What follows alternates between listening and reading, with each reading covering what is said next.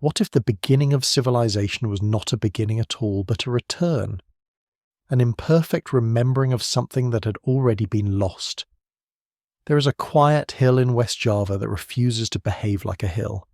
From a distance, it looks ordinary, almost modest, rising gently from a landscape shaped by rain, jungle, and volcanic memory. Farmers pass it. Birds circle above it. For centuries, people walked its slopes without imagining that time itself might be folded beneath their feet. And yet, beneath layers of soil and stone, something waits that does not fit comfortably into the story we tell ourselves about where humanity began. The name given to this place, Gunung Padang, does not announce its defiance. It suggests elevation, a high ground, a place of standing. Names like this are often older than explanations. They survive long after reasons are forgotten. Long before instruments, surveys, or laboratories, people sensed that this hill was not merely natural. They arranged stones along its spine. They returned to it again and again. They treated it less like land and more like presence. Modern history prefers clean lines. A beginning here, a progression there. We are taught that civilization rises slowly, predictably, from the invention of agriculture, from permanent settlement, from surplus and hierarchy. Stone monuments in this view belong late in the story. After writing, after tools refined by generations, after time itself has learned to keep records. But Gunung Padang does not wait its turn. When researchers first began to look closely, what unsettled them was not the scale of the site, nor even its strange terraces of upright basalt columns. It was time.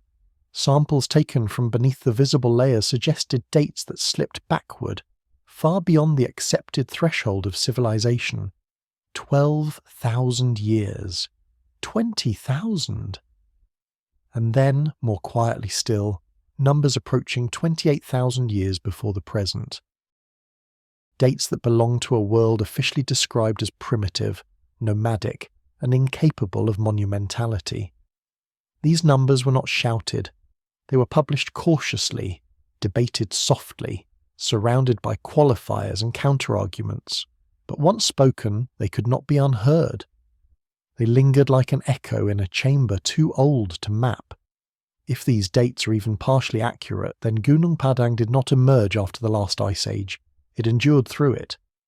It would mean that while massive ice sheets advanced and retreated, while coastlines drowned and climates shattered, someone was already shaping stone with intention. Someone was organizing labor, selecting materials, aligning structures. Someone believed the future would arrive and built something to meet it. This is where discomfort begins. Not because the idea is impossible, but because it rearranges too much at once. To accept an ancient construction of this age is to admit that knowledge can vanish. That progress is not a straight ascent, but a series of fragile peaks followed by long descents into forgetting. It suggests that intelligence does not guarantee continuity, and that memory, cultural memory, is more delicate than stone. Gunung Padang sits in a region shaped by catastrophe. Volcanoes dominate the horizon, both physically and historically. The land has burned, collapsed, and rebuilt itself countless times. Layers of ash settle, harden, and disguise what lies beneath. In such places, destruction does not erase, it buries. And burial, over enough time, can look like absence. What we call prehistory may simply be history we failed to retrieve. There are no inscriptions here to guide us. No carved names, no recorded dates, only stone upon stone, arranged in ways that feel deliberate, even restrained. The basalt columns are not scattered randomly. They stand, stacked and aligned, as if responding to rules no longer visible. Some terraces feel ceremonial. Others feel structural, and beneath them, geophysical surveys hint at something more. Voids, chambers, densities that suggest the hill is layered not by nature alone, but by sequence. Still, nothing announces itself openly. Gunung Padang does not demand belief. It only resists dismissal. This resistance has consequences. Within academic circles, the site has become a quiet fault line. Not a dramatic schism, but a tension between caution and curiosity, between protecting methodological rigour and acknowledging anomalies that refuse to disappear. Some argue that the dates reflect disturbed soil, contamination, misinterpretation. Others counter that the consistency across layers, across methods, across years, deserves more than a shrug. And so the conversation slows. Papers are read carefully. Words like possibility and suggestive are used instead of declarations. No one wants to be responsible for moving the starting line of civilization backward by tens of thousands of years. Such shifts do not happen gently. They redraw textbooks, careers, and assumptions about human potential. But beneath these debates lies a deeper unease, one that is rarely spoken aloud. If a complex society existed before the Ice Age, then its disappearance was nearly complete. No cities left standing, no unbroken traditions, no clear descendants claiming inheritance, only fragments, only hints, only a hill that does not behave. This raises an uncomfortable question. If such a civilization could vanish so thoroughly once, what prevents it from happening again? Gunung Padang does not answer this. It does not offer a narrative of triumph or collapse. It simply stands, layered and silent, asking whether our confidence in permanence is earned or merely assumed. It suggests that history may not be written by the winners alone, but by the survivors of forgetting. As night deepens around the hill and mist gathers between the stones, the structure does not feel ancient in the way museums feel ancient. It feels paused, as though time stepped away for a moment and never quite returned. The stones wait, not for discovery, but for recognition. And if this place truly belongs to a chapter before chapters were numbered, then the loss it represents is not just architectural, it is philosophical. It is the loss of a warning that intelligence does not guarantee survival, and that civilization, no matter how advanced, can still slip quietly back into the earth. The hill keeps its secrets well, but it does not hide them completely. It leaves just enough exposed to trouble the edges of certainty. And perhaps that is its purpose, not to rewrite history, but to remind us that history is thinner than we think, stretched over depths we have only just begun to notice. What then lies beneath the layers we have already uncovered? And how much of the past remains buried? Not because it was destroyed, but because no one was prepared to look for it. The question left behind by the hill does not dissolve with distance. It follows the land outward, into the surrounding terrain, as if the landscape itself were part of the record. West Java is not a neutral setting. It is a place shaped by pressure, geological, climatic, and human. Volcanoes dominate the horizon not as distant symbols, but as active presences. The earth here remembers heat, collapse, and renewal.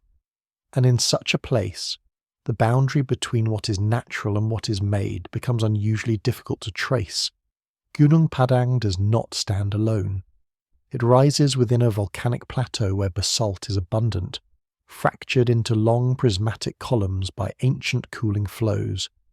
These stones are everywhere, yet the ones forming the terraces of the site feel chosen.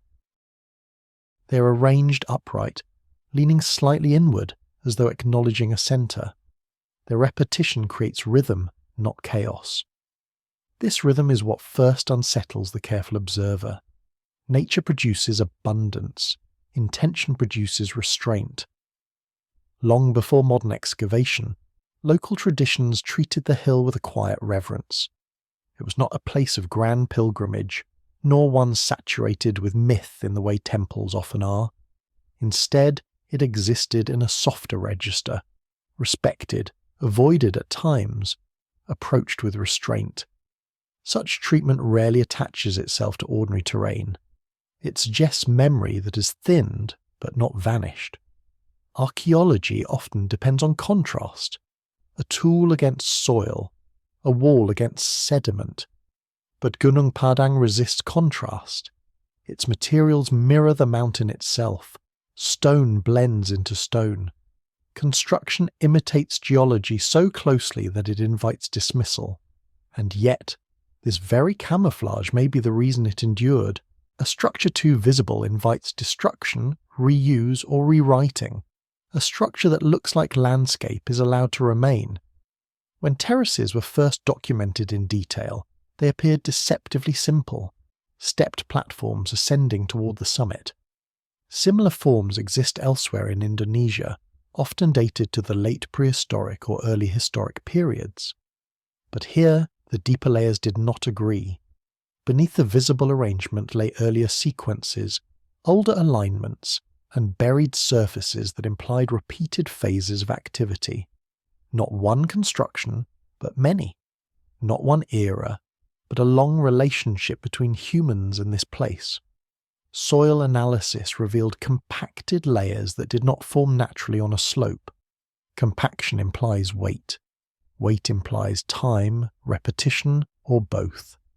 These were not casual gatherings of stone. They were surfaces prepared to endure, and preparation suggests foresight. This is where the narrative begins to fracture. Official models of human development place small mobile groups in this region during the late Ice Age. These groups are assumed to have lived lightly, leaving minimal trace, adapting rather than shaping. But Gunung Padang implies shaping. It implies return. It implies that this location mattered enough to revisit across generations, or perhaps across entirely different cultural horizons. The climate history complicates matters further.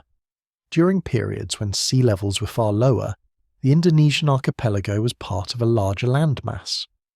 Coastlines extended outward, connecting islands that are now separate. Populations could move more freely. But when the ice melted, the sea rose quickly, swallowing lowlands and scattering communities. What survived did so unevenly. What was inland endured longer.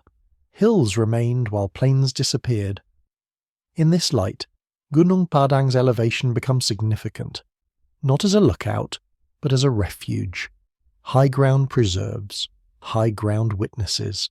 If a culture anticipated flooding, or had already experienced it, choosing elevation would not be symbolic. It would be practical. The idea of anticipation is unsettling. It suggests memory of catastrophe, and memory implies continuity of experience. But mainstream narratives often treat Ice Age populations as isolated in time, disconnected from deep historical awareness. Gunung Padang hints at the opposite, that some groups may have understood cycles longer than a single lifetime. Still, skepticism remains justified. Archaeology is cautious for good reason. Extraordinary claims demand extraordinary care. And many researchers argue that geological processes can mimic human patterns, especially in volcanic regions. Basalt fractures naturally into columns. Gravity organizes collapse. Water reshapes surfaces. All true. But nature rarely repeats herself with consistency across scales. Pattern emerging once is coincidence. Pattern emerging repeatedly becomes signal. The debate does not centre on belief, but on thresholds. How much pattern is enough? How much anomaly must accumulate before a model bends? These are not scientific questions alone, they are psychological ones. Paradigms are comfortable, disruption is not. What makes Gunung Padang particularly difficult is that it does not arrive with spectacle. There are no massive carved blocks, no hieroglyphs, no statues staring back at us across millennia. There is only arrangement, subtlety. The suggestion that intelligence once worked quietly, blending itself into the land rather than imposing upon it. This kind of intelligence is harder to recognize because it does not resemble modern ambition. It does not seek permanence through dominance. It seeks endurance through alignment. Such strategies leave fewer traces, but they last longer. As researchers continued to investigate, the hill began to feel less like an object and more like a process, each layer responding to the one below, each phase adapting rather than erasing. This is not how conquest builds, It is how stewardship accumulates. And yet stewardship implies intention. It implies values. It implies a worldview capable of long-term thinking. These are qualities we rarely attribute to deep prehistory, perhaps not because they were absent, but because their evidence was subtle enough to be mistaken for silence. Gunung Padang invites a reconsideration of silence itself. What if the past did not speak loudly because it did not need to? What if survival required discretion, not display? The hill remains patient. It does not reveal itself all at once. Each excavation uncovers something, but never enough to settle the matter. Certainty slips away just as it seems within reach. And perhaps that too is part of the lesson, that the past is not obligated to resolve our curiosity. It only offers fragments and waits to see what we do with them. If this place was shaped by hands that understood impermanence, then its endurance is ironic. It outlasted them by becoming almost invisible. And now, as attention slowly returns, it asks not to be believed, but to be considered. The layers deepen, the questions multiply. And beneath the visible terraces, the hill keeps its deeper architecture intact, as though waiting for a time when memory itself becomes urgent again. Attention, once directed, is difficult to restrain. After the first measurements unsettled the timeline, Gunung Padang was no longer merely a local curiosity. It became a problem, quiet, persistent, and increasingly inconvenient. Problems of this kind rarely announce themselves with drama. They arrive slowly, through reports read twice, through numbers that refuse to stabilize, through conclusions that feel provisional no matter how carefully they are phrased. Early investigations approached the hill cautiously. No one arrived expecting to rewrite history. The initial goal was modest: to document surface features, to map terraces, to understand whether the arrangement of stone could be attributed to late prehistoric ritual activity. Such sites were already known in the region. Nothing about this plan suggested controversy. But as excavations progressed, the ground resisted simplicity. Beneath the visible stone platforms lay earlier surfaces, buried and compacted, separated by layers of soil that did not behave as natural accumulation should. These were not random deposits washed downhill by rain. They were horizontal, stable, pressed into place. Carbon samples were taken reluctantly at first, as a formality rather than a challenge. The results did not conform. Dates came back older than expected, then older still. Each test prompted another, as though repetition might restore normality. It did not. Instead, the range widened. The deeper the samples, the further back the numbers drifted, as if time itself were layered beneath the hill. This was the moment when curiosity shifted into discomfort. Archaeology relies on context. An artifact without context is mute. A date without agreement is suspicious. And here, context multiplied without converging. The hill offered too many signals pointing in directions that refused to align with accepted frameworks. Some researchers responded by narrowing their focus. They suggested contamination, root intrusion, secondary deposition. These explanations were reasonable, even necessary. In a volcanic environment, disturbances are common, but as more samples were taken, across different depths, locations and methods, the pattern persisted. Not uniform, but consistent enough to resist dismissal. Consistency is dangerous when it contradicts expectation. As discussions expanded, so did scrutiny. Papers were read closely, language dissected. Words like possible, anomalous and preliminary carried disproportionate weight. The site became less about stone and more about credibility. Who was speaking? From which institution? With what assumptions? This is how resistance often manifests, not as denial, but as delay. A call for more data, a suggestion to wait. Time, after all, is the safest response to uncertainty. Time cools enthusiasm. It allows anomalies to fade into footnotes. Yet Gunung Padang did not fade. Each year brought new surveys, new techniques. Ground-penetrating radar suggested internal structures, voids and chambers that were not easily explained by geology alone. Seismic studies hinted at density changes beneath the terraces, as though the hill had been shaped from the inside outward. These findings were not conclusive, but they were unsettling.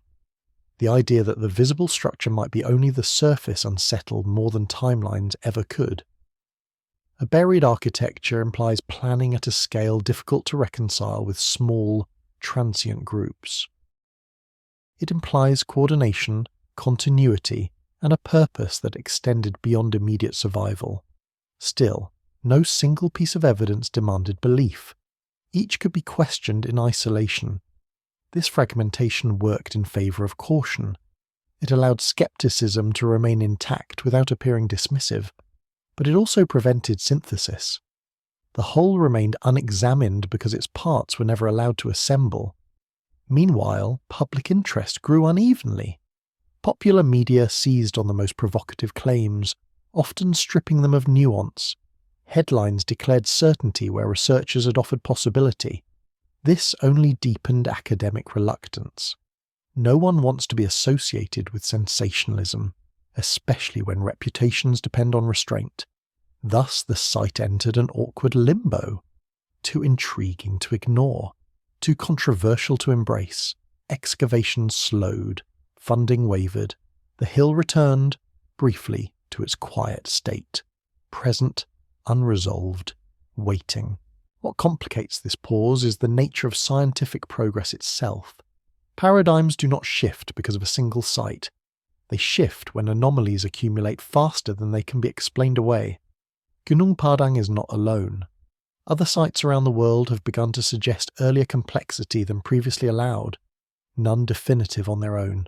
Together they form a murmur. But murmurs are easy to overlook when institutions are built to respond to clarity. The reluctance to engage fully with Gunung Padang is not evidence of conspiracy. It is evidence of caution amplified by structure. Academic systems reward incremental progress, not foundational disruption. They are designed to refine, not to reset. And yet, every so often, a reset becomes unavoidable. The deeper question raised by the site is not whether an Ice Age civilization existed in the modern sense. It is whether our definitions of civilization are too narrow. If we require writing, cities, and rigid hierarchies, then we will never see intelligence that chose other expressions. We will mistake difference for absence. Gunung Padang suggests a different possibility, that complexity can exist without permanence, that knowledge can be transmitted without leaving loud marks, that societies can value endurance over expansion. Such societies would leave fewer ruins, fewer inscriptions, fewer certainties. They would be easy to erase without violence, simply by time. The hill itself embodies this ambiguity. It does not insist. It does not proclaim. It allows doubt to coexist with curiosity, and in doing so, it exposes a vulnerability in how we interpret the past. We trust what resembles us. We question what does not. As debates continue, the stones remain unchanged. They do not respond to papers or conferences. They do not defend their dates. They simply hold their positions layer by layer, as they have for millennia. Perhaps the most unsettling aspect of Gunung Padang is not its age, but its patience. It has waited through climatic collapse, cultural amnesia, and intellectual hesitation. It will wait longer still if needed, and when attention finally returns in a more sustained way, the question will no longer be whether the hill is old. It will be whether we are prepared to listen to a past that speaks without insisting, and whether our frameworks are flexible enough to hear what it has been saying all along. Time becomes unstable when it is no longer anchored to expectation. At Gunung Padang, this instability does not announce itself dramatically. It seeps in through laboratory reports, through calibration curves, through numbers that slide backward when they are meant to move forward. The deeper research is sampled, the more the chronology loosened its grip on familiarity. Carbon dating is often misunderstood as a declaration. In practice, it is a negotiation between decay and context. Organic material does not date stone, it dates association. A fragment of charcoal, a trace of soil carbon, a remnant of biological presence, all of these are proxies, not proclamations. And yet, when multiple proxies begin to converge on an unexpected range, the negotiation changes tone. At Gunung Padang, samples drawn from beneath the upper terraces suggested ages that exceeded the limits of conventional prehistoric architecture. These were not isolated results. They appeared at different depths, across separate test pits, producing overlapping windows of time that did not collapse into a single error. Critics pointed, understandably, to disturbance. Roots can carry younger carbon downward. Burrowing animals can mix layers. Volcanic soils complicate everything. These are not excuses, they are real processes. But they do not explain persistence. Persistence is what draws attention. Not the highest number, not the most provocative estimate, but the refusal of the data to settle into a comfortable compromise. Even when margins of error were widened, even when conservative interpretations were applied, the lower layers remained stubbornly old. Older than farming, older than pottery, older than the categories we rely on to orient ourselves. This is where chronology becomes philosophy. If dates extend beyond accepted thresholds, we can respond in two ways. We can question the dates, or we can question the thresholds. The first response is safer. It preserves structure. The second response destabilizes the frame itself. Geology complicates the picture further. Gunung Padang rests within a volcanic environment shaped by episodic deposition. Ash falls, compacts and seals surfaces rapidly. In such contexts, stratigraphy can preserve moments with unusual clarity. A constructed surface, once buried under ash, can remain intact for tens of thousands of years. The very forces that threaten life can protect its traces. This introduces a possibility that unsettles the narrative of gradual development. What if some forms of knowledge emerged earlier than expected, not as a steady ascent but as localized peaks, brief, adaptive responses to intense environmental pressure? What if complexity appeared not because conditions were easy, but because they were harsh? The late Pleistocene was not a gentle world. Climate oscillated. Ecosystems shifted abruptly. Coastlines advanced and retreated. Survival required flexibility, memory, and coordination. Under such conditions, intelligence would not announce itself through monuments meant to endure indefinitely. It would favour structures that blended with the land, that could be repaired, reused, or abandoned without ceremony. Gunung Padang's architecture reflects this ambiguity. It is substantial, yet understated, durable, yet adaptable.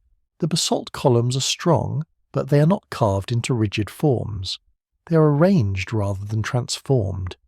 This suggests a relationship with material that respects its natural properties, rather than imposing a final shape. It is construction that listens. Chronology resists this kind of listening. It prefers milestones. Dates serve as anchors in a sea of uncertainty. When those anchors drift, the instinct is to tighten the line, not to follow where it leads. And yet, the past does not conform to our need for order. It unfolds unevenly, shaped by chance as much as intention. As debate intensified, attention shifted from absolute dates to sequences. Even if the earliest estimates were questioned, the relative order of layers remained. Older surfaces lay beneath younger ones. Construction episodes followed one another across long spans of time. This alone suggests continuity. A place returned to, a place remembered. Memory does not require writing, it requires transmission. Gesture, practice. The repeated act of arranging stone in the same orientation, on the same slope, across generations, implies a shared understanding of purpose. That understanding may have changed, it may have thinned, but it didn't vanish immediately. This gradual thinning is difficult to capture archaeologically. We are trained to look for abrupt transitions, new tools, new styles, new materials. But cultural erosion often leaves subtler traces. It softens edges. It simplifies forms. It reduces ambition without erasing function. What remains looks primitive only by comparison, not by intention. Gunung Padang may represent such a tapering, a site that began with greater complexity and was later maintained in a diminished form. If so, the youngest layers would not reveal the origin. They would conceal it. The deeper one looks, the more foreign the logic becomes. This inversion challenges the assumption that older always means simpler. It suggests that regression is as real as progress, and far more common. Civilizations do not vanish in explosions, they fray. Skills are lost first, then reasons, then stories. What remains is habit, stripped of explanation. Seen this way, the controversy over dates becomes secondary. Whether the earliest construction occurred 28,000 years ago, or significantly later, the implication is the same. Something began earlier than we are comfortable admitting. Something endured long enough to be buried beneath its own memory. The reluctance to accept this is not merely academic. It touches a deeper anxiety about stability. If knowledge can emerge and disappear without leaving a clear lineage, then our own moment is less secure than we prefer to believe. We like to imagine ourselves at the peak of an upward curve. Gunung Padang hints at a wave instead. As the discussion continues, numbers will be refined, challenged, recalibrated. This is as it should be. But beneath the technical debate lies a quieter realization. Chronology is not a scaffold holding the past in place. It is a lens, and lenses can distort as much as they reveal. The hill remains indifferent to our adjustments. It does not correct us. It does not clarify. It simply holds its layers together, each one pressing gently on the next, preserving a sequence that resists compression into a single story. If time at Gunung Padang feels unstable, it may be because it is not meant to be linear. It may be cyclical, recursive, layered like the stones themselves, a reminder that history does not always move forward, and that understanding sometimes requires letting go of the direction we assumed was fixed, and so the question lingers, unresolved and quietly persistent. Are the dates wrong, or is the frame incomplete? The answer does not rush to meet us. It waits, buried just deep enough to demand patience. Form becomes persuasive when it repeats with restraint. At Gunung Padang, the stones do not overwhelm the eye. They insist quietly, through alignment rather than mass, through recurrence rather than spectacle. Basalt columns rise from the terraces like sentences written in a language that values economy. Each piece resembles the next, yet none are identical. The effect is cumulative.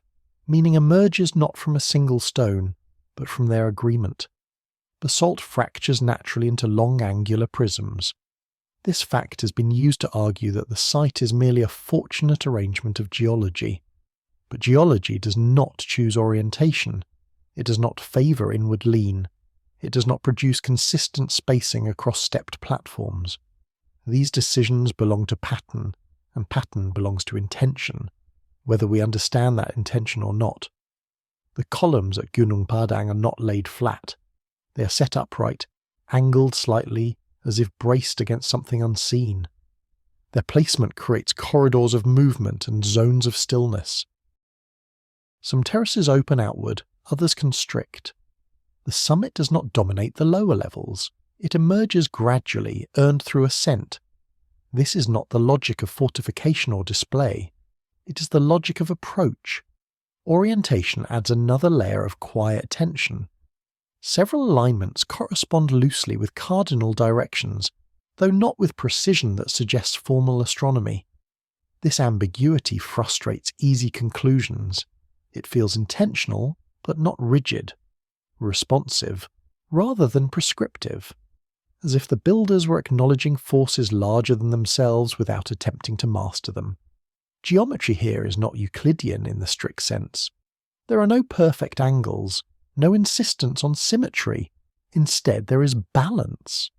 A conversation between slope and stone, between gravity and placement. This balance is difficult to replicate accidentally, especially across multiple construction phases. What kind of thinking produces such results? Not the thinking of conquest, not the thinking of permanence at any cost. It suggests a worldview attuned to cycles, to return, to gradual change. A worldview that does not demand the future resemble the present. Comparison with other ancient sites reveals a contrast. Megalithic structures elsewhere often announce power, through size, through elevation, through labour made visible. Gunung Padang withdraws from that impulse. It does not rise abruptly from the land, it grows out of it. The distinction matters. One seeks to be seen, the other seeks to remain. This raises a difficult question about visibility in the archaeological record. We privilege what survives dramatically. What collapses quietly escapes notice. If a culture chose methods that favoured integration over dominance, its traces would be easy to misclassify, or overlook entirely. The basalt columns themselves carry another implication. They are not carved into new forms, they are selected. This suggests a sensitivity to material properties and a willingness to work within them. Such an approach requires knowledge of fracture patterns, of weight distribution, of long-term stability. Knowledge gained through observation, transmitted through practice, refined through repetition. Repetition implies time. Time implies continuity. And continuity implies a social structure capable of maintaining tradition. This need not resemble a state or a hierarchy. It could exist within small, interlinked groups bound by shared memory rather than centralized authority. Such structures are difficult to detect archaeologically because they leave few administrative traces. Gunung Padang's architecture seems to belong to such a mode of existence. It is cumulative without being centralized, layered without being monumental. The absence of overt symbolism is striking. There are no carvings, no iconography demanding interpretation. Meaning is embedded in arrangement rather than image. This restraint complicates interpretation. Without symbols to decode, researchers must rely on spatial logic, how people moved, where they paused, what they could see from each level. The terraces suggest procession, but not spectacle. They invite ascent, but do not reward it with dominance. The summit offers no commanding view, no clear focal point of authority. Perhaps authority was never the aim. In this light, the structure feels less like a temple and more like a mnemonic landscape, a place where knowledge was enacted rather than recorded. Movement becomes memory, ascent becomes recall. Each terrace marks not an achievement, but a stage in a process. If this interpretation holds even partially, then Gunung Padang challenges a fundamental assumption, that complexity requires hierarchy. Here, complexity appears distributed, shared, sustained through participation rather than command. Such systems are fragile in ways we rarely acknowledge. They depend on continuity of practice. Interrupt that continuity through climate, migration, or catastrophe, and the structure loses its meaning even if the stones remain. Later generations may maintain the form without understanding its origin. Habit persists, purpose fades. This may explain the layering observed at the site. Later phases appear simpler, less integrated. The architecture becomes more utilitarian, less responsive. Not because skill declined, but because context did. Knowledge narrowed to what was immediately useful. In this sense, Gunung Padang may record not ascent but descent, a gradual simplification driven by necessity. If so, then the deepest layers are not the most primitive, but the most complete. They represent a moment before contraction, before loss. Loss leaves few monuments. It leaves echoes. And echoes are easy to dismiss if one expects declarations. The geometry of the site does not argue for a single conclusion. It resists closure. Each alignment suggests possibility rather than proof. Each terrace invites interpretation, then withdraws.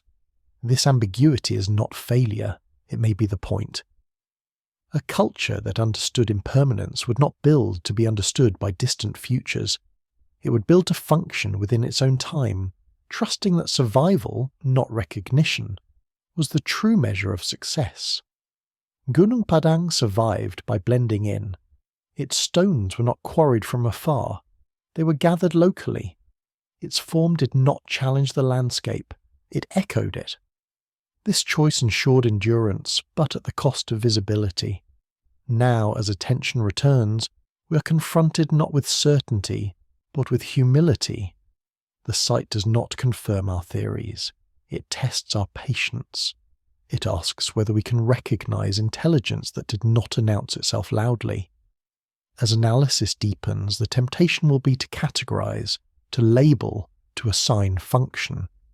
But perhaps the more honest response is to remain with uncertainty a little longer. To allow the form to speak without forcing translation. Because if meaning at Gunung Padang was carried through movement, balance and repetition, then understanding it may require more than measurement. It may require attunement, a willingness to accept that some forms of knowledge leave traces not easily captured by our tools. And this leads to a question that cannot be answered by geometry alone. If the builders chose restraint over display, integration over dominance, what were they responding to? What conditions shaped such choices, and what memories of the world lay behind them, unspoken, embedded quietly in stone?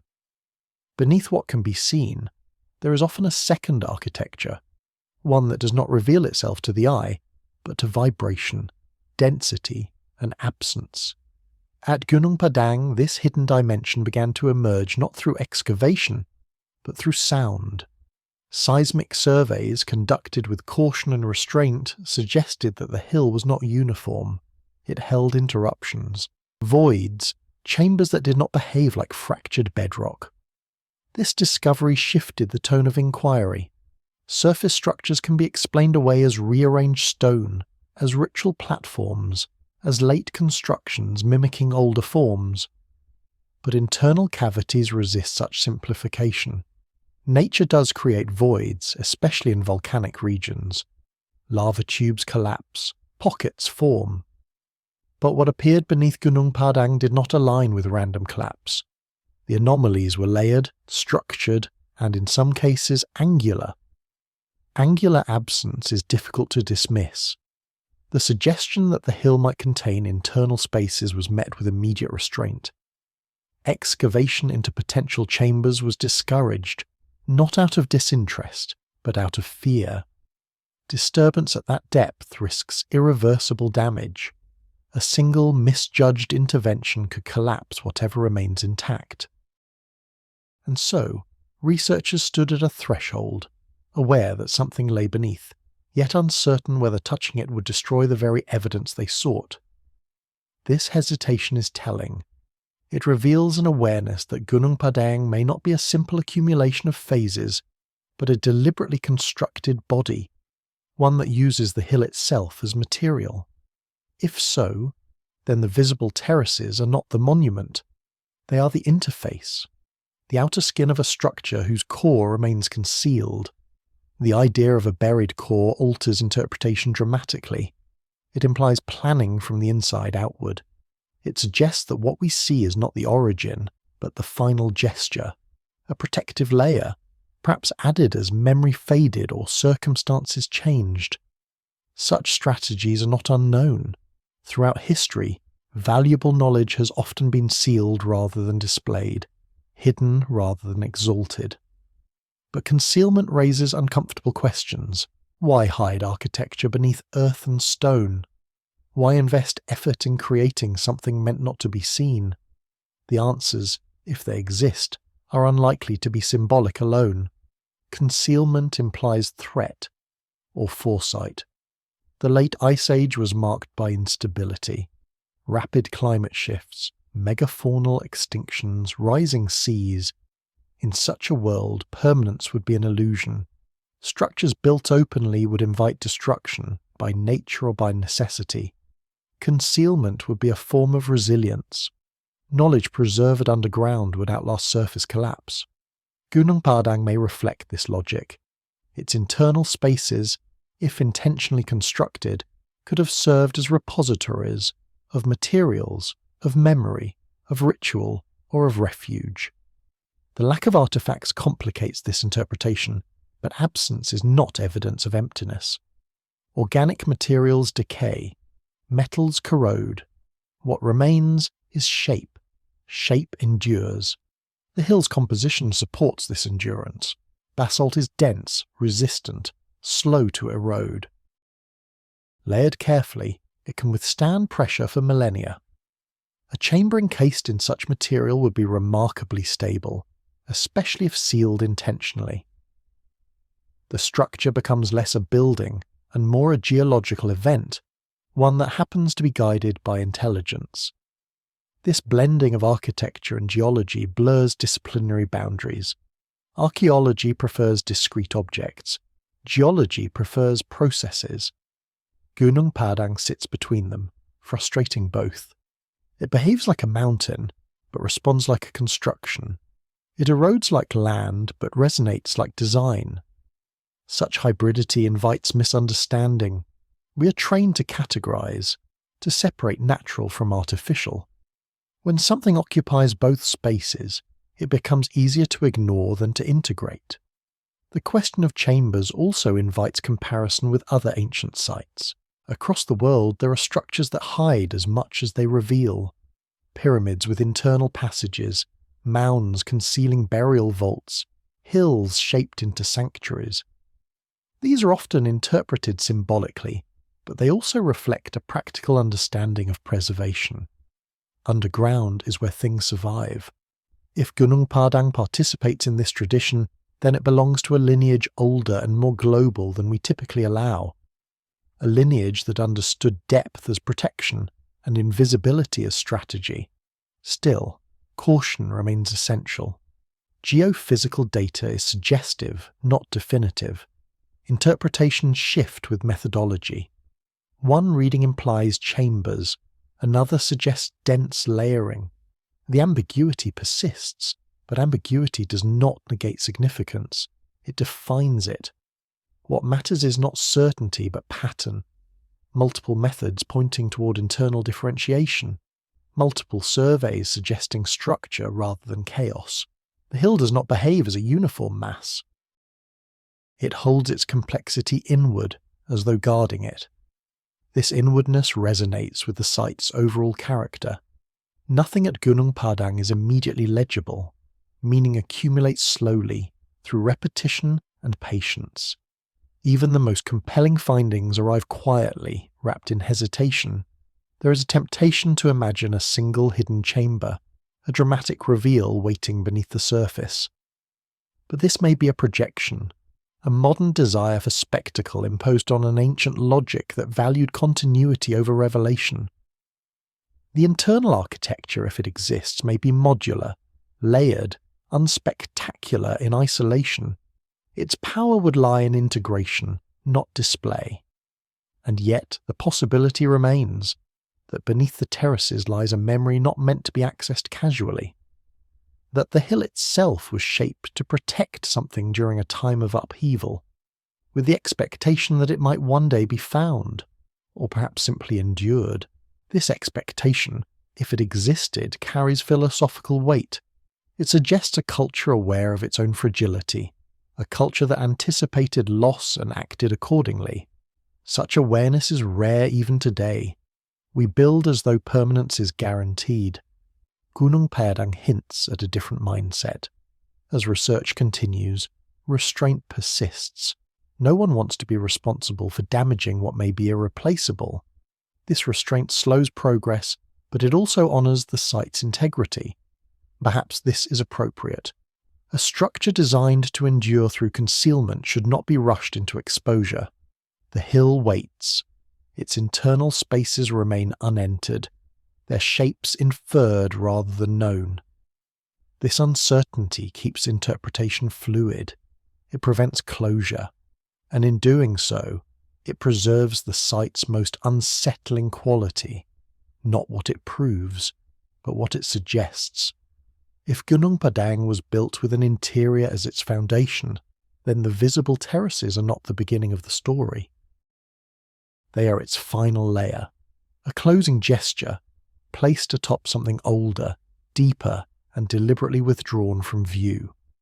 What lies beneath may never be fully revealed, and perhaps that too was anticipated. Perhaps the builders understood that some knowledge survives best when it is not fully uncovered, when it remains partially hidden, resisting certainty, inviting humility. The earth above the chambers presses down gently, as it has for thousands of years.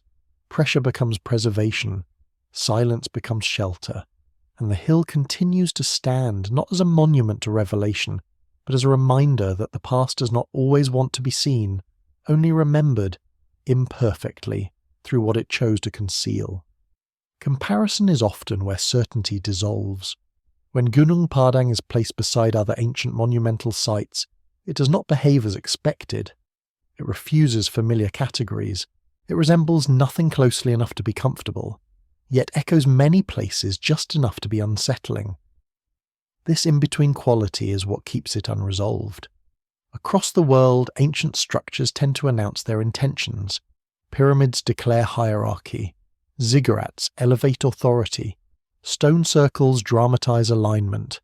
Even when their meanings are debated, their presence is unmistakable. They dominate their surroundings. Gunung Padang does not. It recedes. It does not rise abruptly from the land. It sinks into it, layered, subdued, almost hesitant. This difference matters. It suggests that the site was not designed to be read at a distance. Its logic reveals itself only through movement, through ascent, repetition, and proximity. There is no singular vantage point from which the whole becomes clear. Understanding is fragmented, gained in stages, never complete. When compared to other megalithic traditions, the contrast sharpens. Stonehenge isolates stone from landscape, framing sky against earth. Göbekli Tepe lifts carved pillars into visibility, insisting on symbolism. Gunung Padang does neither. Its stones are uncarved. Their meaning lies in placement rather than image. Symbolism, if present, is enacted rather than depicted. This absence of overt iconography is often interpreted as primitiveness, but it may instead reflect a different mode of expression, a culture that communicates through arrangement, rhythm, and repetition would not need symbols etched in stone. Its language would be spatial. Its memory would be embodied. Such a language would be difficult to translate after interruption. If transmission breaks, if people scatter, die, or forget, the structure becomes mute. Later generations may inherit the form without the meaning. They may maintain it ritualistically, unaware of its original function. Over time, maintenance replaces understanding. This pattern appears elsewhere. Many ancient sites show evidence of reuse long after their initial purpose faded. Stones are rearranged, platforms repaired, new layers added with less precision. The site remains active, but its logic shifts. Gunung Padang fits this pattern. Its upper terraces feel different from its deeper ones, less integrated, more utilitarian, as though something essential had thinned. Comparison also exposes an uncomfortable assumption that complexity must escalate over time. But what if it does not? What if complexity peaks locally, then contracts? What if the global story of progress obscures regional stories of rise and loss? Gunung Padang may represent such a regional peak, not a global civilization, but a localized response to specific conditions. His builders may not have sought expansion, they may have sought balance. Their success would not be measured in empire, but in endurance. Endurance, however, leaves ambiguous traces. It produces continuity without spectacle. It favours methods that do not disrupt the environment. From an archaeological perspective, this is a disadvantage. What blends in survives, but it is overlooked. What dominates is remembered, but it collapses. This inversion complicates comparative study. Gunung Padang does not offer clear lineage. It does not obviously influence later monumental traditions. There are no direct descendants pointing back to it as an origin. Instead, it sits adjacent to history, neither fully inside nor outside. This adjacency is unsettling. It implies that the past may be fuller than the narratives we preserve, that some traditions existed parallel to those that became dominant, leaving fewer traces because they did not pursue visibility. The comparison also raises questions about scale. Many ancient sites impress through size. Gunung Padang impresses through persistence. Its terraces are modest individually, but cumulative. Its impact is temporal rather than spatial. It endured not by overwhelming the land, but by aligning with it. Alignment is a recurring theme, with slope, with stone fracture, with volcanic rhythm. This suggests knowledge acquired over long observation, knowledge passed quietly, refined through use. Such knowledge does not need inscription. It lives in practice. When practice ceases, knowledge dissolves. This dissolution may explain the site's layered history. Later builders may have remembered where to place stone, but not why. They may have felt obligation without comprehension. Over generations, obligation becomes ritual. Ritual becomes tradition. Tradition becomes habit. Habit is resilient. It can survive without explanation, but it cannot innovate. Over time, the structure simplifies. Precision softens. Integration weakens. What remains is form without context. Seen this way, Gunung Padang is not an anomaly to be forced into existing categories. It is evidence that categories themselves are incomplete. That not all human intelligence expresses itself in ways that align with our expectations. This realization is uncomfortable because it limits certainty. It suggests that absence of evidence may reflect our blindness rather than historical emptiness. That some forms of civilization leave traces too subtle for frameworks built to detect dominance. Comparison then becomes less about similarity and more about divergence. Gunung Padang diverges from the monumental impulse. It diverges from symbolic excess. It diverges from permanence as ambition. And in doing so, it exposes a bias in how we recognize the past. The site asks a quiet question. What if civilization does not always announce itself through conquest, inscription, or hierarchy? What if some cultures valued survival without expansion, memory without monument, endurance without declaration? If so, then our archaeological record is incomplete by design, not because evidence was destroyed, but because our methods privilege the loud over the subtle. We find what demands attention, we miss what blends in. Gunung Padang blends in almost too well. For centuries, it was treated as landscape. Only recently did it become problematic. Only recently did it refuse to remain silent. And now, when placed beside the great monuments of antiquity, it does not compete. It questions. It does not ask to be ranked. It asks to be reconsidered. If comparison is meant to clarify, then here it destabilizes instead. It reveals that our reference points may be too narrow, that our definitions of civilization may be shaped by survival of the most visible, not the most resilient. As the hill continues to resist classification, it forces an uncomfortable possibility into view. That somewhere in the deep past humans may have organized knowledge in ways we no longer recognize. That these ways did not vanish because they failed, but because they did not align with what later histories chose to preserve. And if that is true, then Gunung Padang is not an outlier. It is a reminder that the past is larger than the stories that survived it, and that understanding may require learning how to see what was never meant to stand apart from the land that carried it. When the question shifts from stone to people, unease deepens.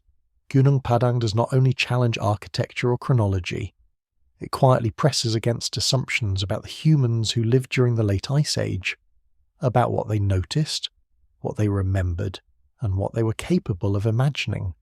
The dominant image of Ice Age humanity is one of scarcity. Small bands moving across unstable landscapes focused on immediate survival, responding rather than planning.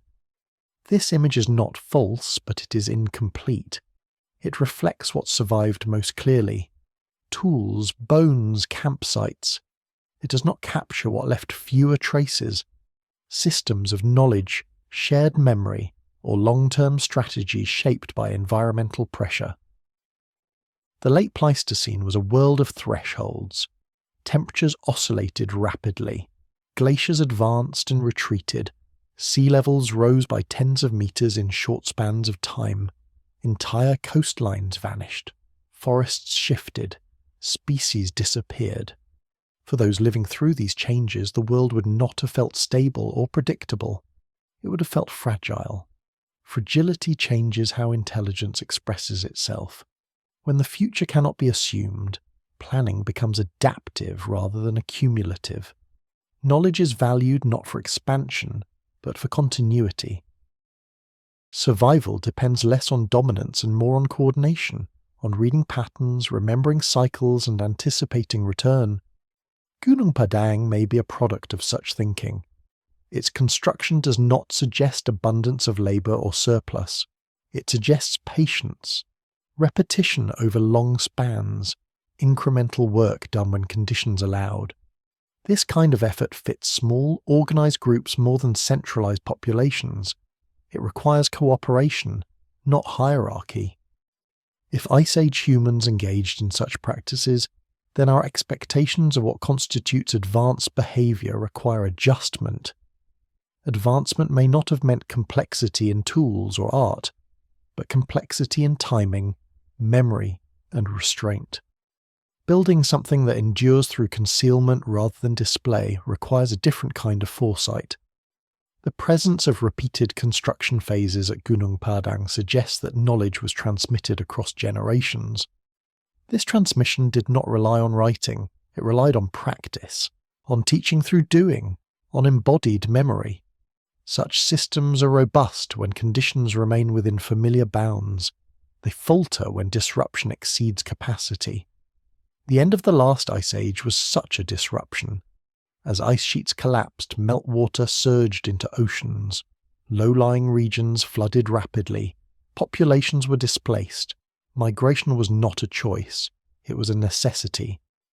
In such moments, what is carried forward is limited. Tools, skills, and stories compete for survival. Stories often outlast tools. They compress experience into metaphor. They encode warning without detail. Flood narratives appear across cultures not because they are identical events, but because they reflect shared trauma. Memory becomes symbolic when specificity is lost. Gunung Padang may sit at the edge of this transformation. It may represent a pre-symbolic structure, one built when knowledge was enacted directly, before it had to be compressed into story.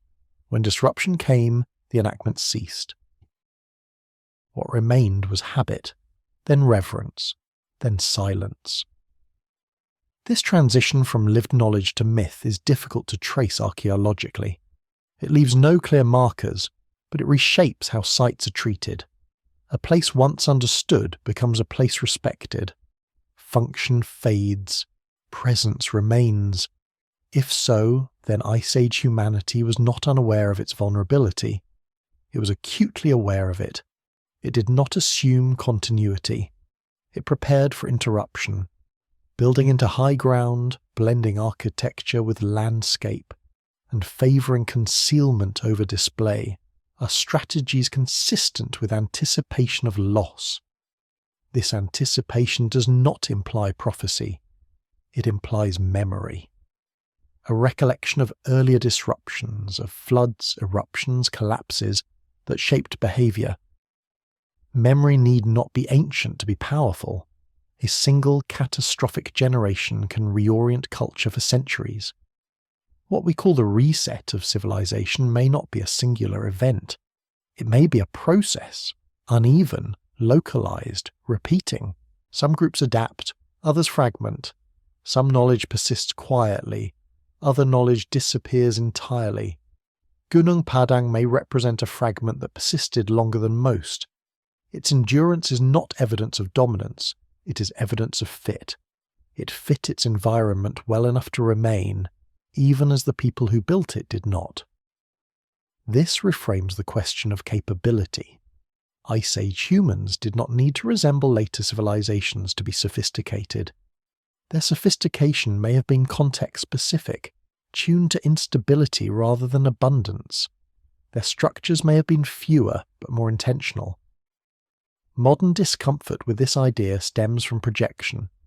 We equate progress with accumulation. We assume that intelligence naturally builds upward, but in unstable worlds, intelligence often builds inward, toward resilience rather than expansion. The silence of Gunung Padang may reflect this inward turn. It does not proclaim achievement, it does not celebrate conquest. It does not attempt to outlast everything, it simply persists. As we reconsider Ice Age humanity through this lens, this site becomes less anomalous and more instructive. It suggests that what we have labelled primitive may, in certain contexts, be deliberate minimalism, a choice shaped by memory of collapse. This perspective does not require rewriting all of prehistory. It requires humility, a willingness to accept that our categories are shaped by what survived best, not by what was most adaptive. Gunung Padang stands at the margin of this realization. It does not force the conclusion, it invites reconsideration. It asks whether intelligence must look like us to be recognized. If Ice Age humans understood cycles of destruction and renewal, then their legacy would not be grand cities or empires. It would be quiet endurance, structures that waited, knowledge that hid, and perhaps this is why the site unsettles us. It suggests that survival may not belong to the most visible civilizations, but to those that learned how to disappear without vanishing completely. As the hill remains layered and patient, it continues to pose a subtle challenge, not to our dating methods or architectural models alone, but to our understanding of what it means to be advanced in a world that does not guarantee permanence. If intelligence once adapted itself to instability with such care, then the question lingers, quiet, unresolved, and uncomfortably relevant. Did those builders see something coming that we have forgotten how to anticipate? Memory, when stretched across generations, rarely survives intact. It bends, it thins, it becomes something else. At some point, what was once instruction turns into story, and what was once observation hardens into myth.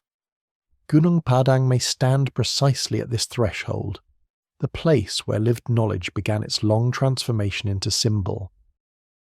Across cultures separated by oceans and millennia, stories appear that speak of inundation, not metaphorical inconvenience but overwhelming loss, land swallowed, people scattered, a world reordered without warning.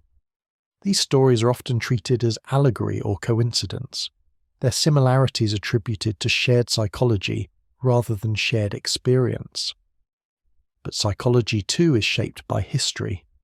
Fear remembers what the mind tries to forget. The end of the last ice age was not a single catastrophe, but a cascade. Melting ice sheets released vast quantities of water into the oceans. Sea levels rose unevenly, sometimes rapidly, sometimes in pulses. Low-lying regions vanished within human lifetimes. What had once been familiar terrain became uninhabitable. Memory was forced to migrate. In such moments, precision disappears. Distances blur. Timelines compress. What remains is emotional truth rather than geographic accuracy. A flood becomes the flood. Loss becomes total, even if it was not. Survival becomes exceptional, even if it was common. Myth is not falsehood. It is compression. Gunung Padang's elevation acquires new significance in this context. High ground is where memory concentrates after displacement. Survivors move upward, not only physically but symbolically. Elevated places become anchors in a world that no longer holds still. They are revisited, reinterpreted, layered with meaning that exceeds their original function. If the site was built, maintained, or modified during periods of environmental instability, then its endurance may have allowed it to absorb new narratives as older ones faded. What began as a functional or mnemonic structure could have become ceremonial. What was once instruction could have become reverence. Over time, purpose dissolves, but presence remains. This process does not require continuity of belief. It requires only repetition. Returning to the same place during moments of uncertainty reinforces its significance. The reasons change, the place does not. Gunung Padang's later layers may reflect this shift. The precision softens, the integration weakens. Stone is still placed, but the logic feels diminished. This does not indicate ignorance. It indicates inheritance without explanation. People remember that something mattered here, even if they no longer know why. Myth operates in this space. It preserves importance without preserving detail. Sacredness replaces function. Ritual replaces understanding. Over generations, this transition becomes irreversible. Once meaning is symbolic, it cannot easily return to practice. This may explain the absence of explicit flood mythology directly attached to Gunung Padang. Not all memory survives as narrative.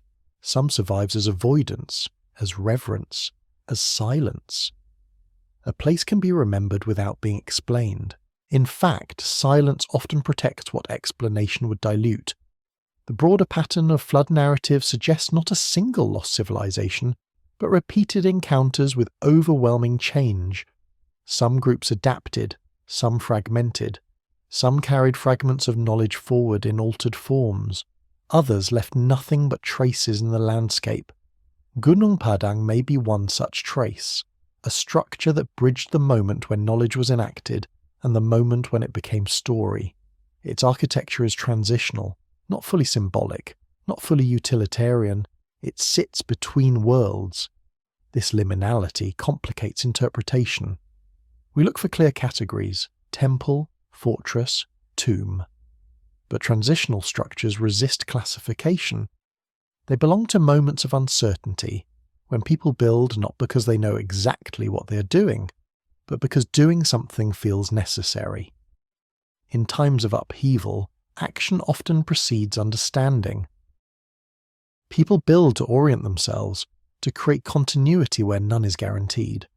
Such structures carry emotional weight even when their practical purpose fades. If Gunung Padang was shaped during or after such upheaval, then its endurance is not accidental. It became a repository for unresolved memory, a place where loss was acknowledged without being articulated, where survival was marked without being celebrated. This would explain the site's restraint.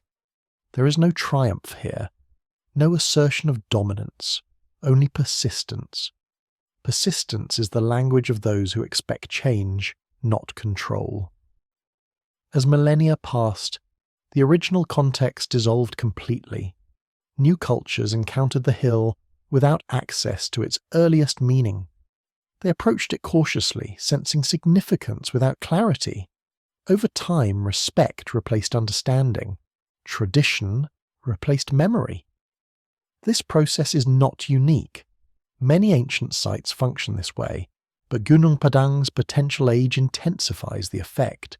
The deeper the past recedes, the more compressed its memory becomes. Eventually, what survives is not information, but atmosphere. Atmosphere shapes behavior. People feel something without knowing why. They return. They maintain. They avoid alteration. The site remains intact, not because its purpose is known, but because its presence is felt. Modern investigation disrupts this equilibrium. Measurement replaces reverence. Excavation replaces silence. This is not inherently destructive, but it changes the relationship. The site becomes an object rather than a participant in memory. Yet even under scrutiny, Gunung Padang resists full translation. Data accumulates without convergence. Interpretations multiply without closure. The hill does not yield a story that can be told cleanly. Perhaps this is because its role was never to tell a story. Perhaps it existed to hold space, for memory too heavy to carry forward intact, for knowledge too fragile to survive upheaval unchanged. If so, then its survival is not evidence of lost glory, but of adaptive forgetting, a way of letting go without erasure, a compromise between remembering and moving on. This reframes the question of lost civilizations. Lost does not always mean disappearance. Sometimes it means transformation beyond recognition. What survives is not what was built, but what was preserved indirectly, through habit, through place, through silence. Gunung Padang may be such an indirect survival, not a message sent to the future, but a residue left behind, something that remained because it fit, not because it was meant to be found. As the hill continues to draw attention, it asks an uncomfortable question. How much of the past have we misinterpreted because we expect memory to look like record? How many stories were never meant to be told again, only endured? The flood, whether literal or symbolic, does not erase everything. It rearranges. It leaves fragments in unexpected places. High ground becomes memory. Stone becomes witness. And Gunung Padang remains, quiet, layered, unresolved, holding a version of the past that refuses to become a story with a clear beginning or end. If this hill marks the point where lived knowledge slipped into myth, then what we are encountering is not a secret waiting to be revealed, but a boundary that was never meant to be crossed easily. And that leaves us with a lingering uncertainty. When we search for the past beneath our feet, are we uncovering forgotten truths, or disturbing the careful balance that once allowed memory to survive by becoming something else entirely? Forgetting is rarely sudden. It unfolds gradually, corrosion that smooths edges without announcing loss. Civilizations do not usually collapse into silence overnight. They thin, they simplify. They shed layers of complexity until what remains feels inevitable, even natural. Gunung Padang appears to have endured this process not as a single event but as a long retreat from clarity into continuity. Knowledge, when sustained by practice rather than record, depends on stability. It requires that conditions remain familiar enough for skills to be rehearsed, meanings reinforced, and memory refreshed through repetition. When those conditions fracture, knowledge does not vanish immediately. It adapts, it compresses, it becomes smaller, more symbolic, more fragile. The site's layered construction suggests this compression. Earlier phases appear more integrated, more deliberate in their relationship to terrain and material. Later additions feel hesitant by comparison, still respectful, but less precise. This does not imply incompetence. It implies interruption, a break in transmission. Such breaks are often invisible in archaeology. We see what was built, not what was forgotten. A missing technique leaves no trace. A lost explanation does not fossilize. Only outcomes remain, stripped of the reasoning that produced them. This is how civilizations quietly reset. Not through destruction alone, but through forgetting how to maintain what already exists. Structures persist, but their logic erodes. Practices continue, but their purpose fades. Eventually what survives is form without understanding. Gunung Padang may be a record of this slow amnesia, a place where memory was preserved in stone longer than it could be preserved in people. When the social structures that supported knowledge dissolved, through migration, climate stress, or demographic collapse, the site remained, outlasting its own explanation. The concept of a reset often implies catastrophe, but resets can also be subtle. A generation fails to pass something on. A skill is no longer necessary. A tradition becomes optional. Over time, complexity declines without anyone noticing. By the time loss is acknowledged, it feels ancient and unchangeable. In such moments, history rewrites itself without intention. What survives becomes the new baseline. Everything earlier is recast as improbable or irrelevant. This process is not malicious. It is structural. Human memory favours continuity, not disruption. This has implications for how we read the archaeological record. We assume that what appears later must be more advanced. We rarely consider that it may simply be what remained after contraction. The absence of complexity in later layers does not necessarily indicate that complexity never existed. Gunung Padang challenges this assumption. Its deepest layers suggest planning, coordination, and patience that exceed what is visible above them. If true, then the site records not progress, but attrition. Not ascent, but survival through reduction. This reframes the narrative of human development. Instead of a steady climb toward sophistication, it becomes a series of experiments, some flourishing briefly, others stabilizing quietly, many disappearing without trace. The survivors are not always the most complex, they are the most adaptable. Adaptation often requires letting go. In unstable environments, carrying excess knowledge can be a burden. Techniques that depend on specific conditions become liabilities when those conditions change. Simplification can be a strategy, not a failure. If Gunung Padang's builders experienced such shifts, they may have chosen to maintain only what remained useful. Over generations, what was once foundational becomes ornamental. Eventually, even ornament loses meaning. What remains is habit. Stone placed because stone was always placed. Habit is powerful. It can preserve form long after meaning dissolves, but it cannot regenerate what was lost. Once knowledge falls below a certain threshold, recovery becomes impossible without external input. This threshold is difficult to identify in the archaeological record. It leaves no marker, only a gradual narrowing of possibility, a structure that continues to exist but no longer evolves. Gunung Padang may sit just beyond such a threshold. Its later layers show maintenance without innovation, respect without comprehension. This is not stagnation, it is survival under constraint. The idea that civilizations can lose knowledge without external conquest unsettles modern confidence. We like to believe that collapse requires force, that forgetting requires destruction. But most loss occurs internally, through misalignment between knowledge and context. This misalignment may have been exacerbated by environmental volatility at the end of the Ice Age. Rapid changes would have rendered certain practices obsolete overnight. Groups would have been forced to prioritize immediate needs over long-term maintenance. In such conditions, only fragments of knowledge persist. Those fragments, carried forward, become the seeds of new traditions. But they do not preserve the original system. They transform it. This transformation is often misread as invention. Later cultures appear to create new practices, when in fact they are adapting remnants of older ones. Without records, continuity becomes invisible. Gunung Padang's endurance suggests that some places serve as anchors during such transitions. Even as practices change, people return to familiar sites.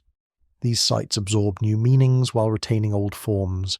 They become palimpsests, layers of memory written over one another. Reading a palimpsest requires restraint. The urge to extract a single, coherent story must be resisted. What exists is not a narrative, but an accumulation of responses to changing circumstances.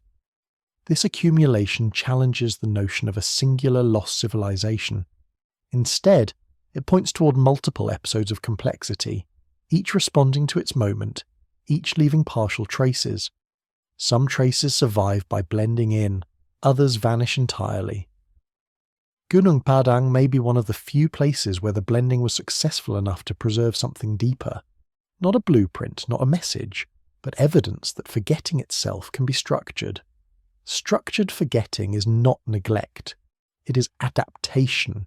It is the acceptance that not all knowledge can be carried forward unchanged, that some things must be buried to survive.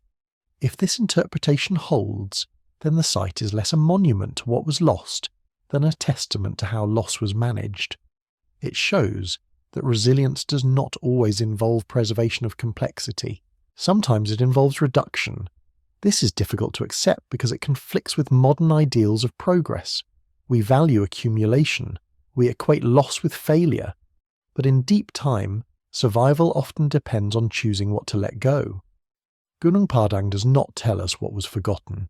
It only shows that forgetting occurred without erasure. The hill remained, the stone stayed in place, the memory shifted shape, and so the site stands as a quiet counterexample to linear history. It suggests that what we call beginnings may be returns, and what we call endings may simply be thresholds beyond which memory becomes something else. If civilizations can reset without collapsing, then the past is less stable than we imagine, and the present, by extension, is less secure.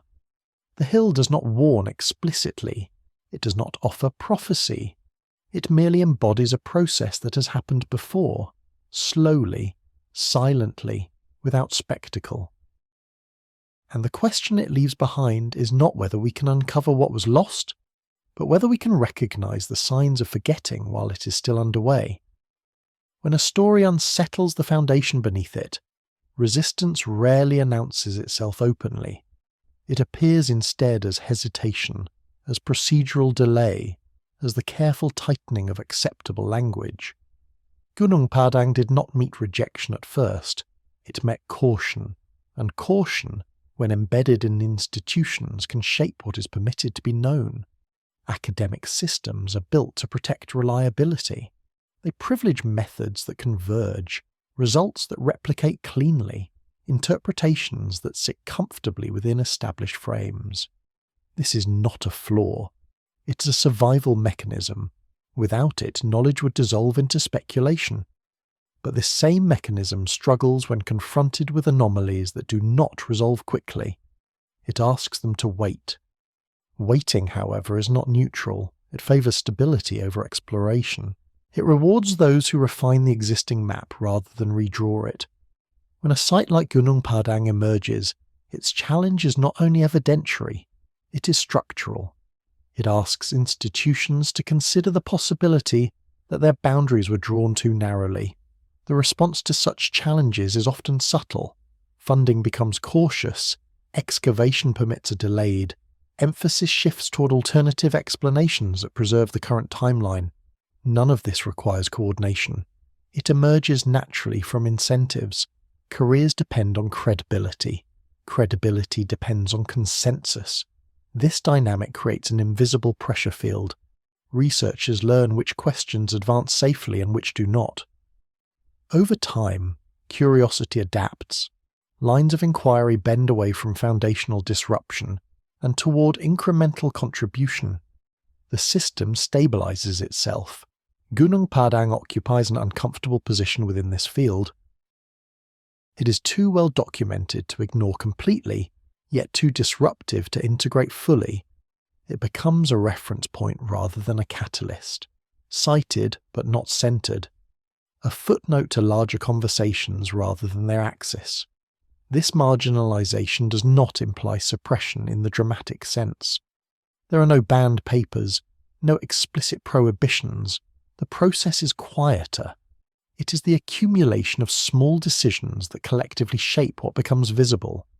Language plays a crucial role. Claims are softened. Possibilities are framed as uncertainties. Uncertainties are treated as provisional. Provisional becomes peripheral. Over time, the site's most challenging implications are diluted through repetition of caution.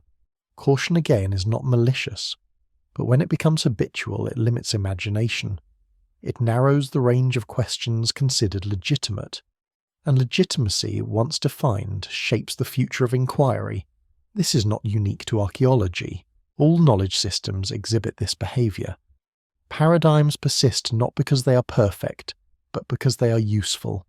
They organise complexity. They allow communication. They create shared reference points. When anomalies appear, the first instinct is to absorb them without altering the frame. Only when anomalies accumulate beyond a certain threshold does the frame begin to crack. And even then, the shift is slow. Gunung Padang alone is unlikely to cause such a shift.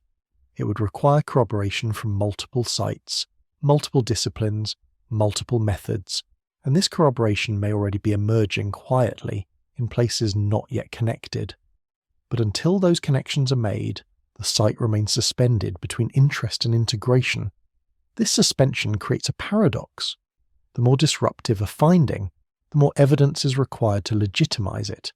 But the more disruptive it is, the harder it becomes to gather that evidence within existing systems. Excavation, funding, publication all depend on preliminary acceptance. Thus, the most challenging questions are the least likely to be pursued deeply. The effect is cumulative. Over time, entire possibilities remain unexplored not because they were disproven, but because they were never fully tested. Absence of evidence becomes evidence of absence, even when the absence is structural. Gunung Padang reveals this tension clearly. Its implications touch on origins of civilization, of knowledge, of memory. These are not neutral topics. They underpin identities, narratives, and educational frameworks. Adjusting them requires more than data. It requires cultural willingness. Cultural willingness is difficult to measure.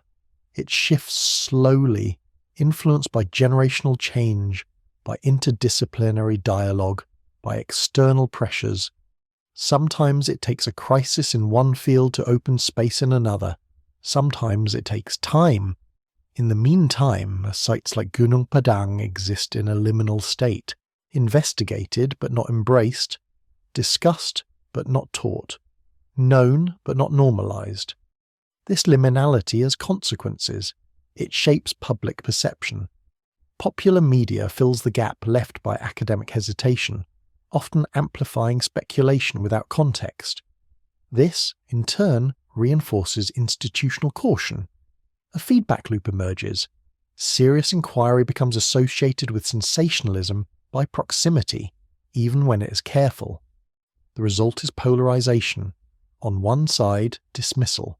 On the other, overconfidence. The middle ground, where disciplined curiosity could operate, narrows. Gunung Padang does not benefit from this dynamic. Its complexity demands nuance. Its ambiguity resists slogans. But nuance does not travel easily through systems built for clarity.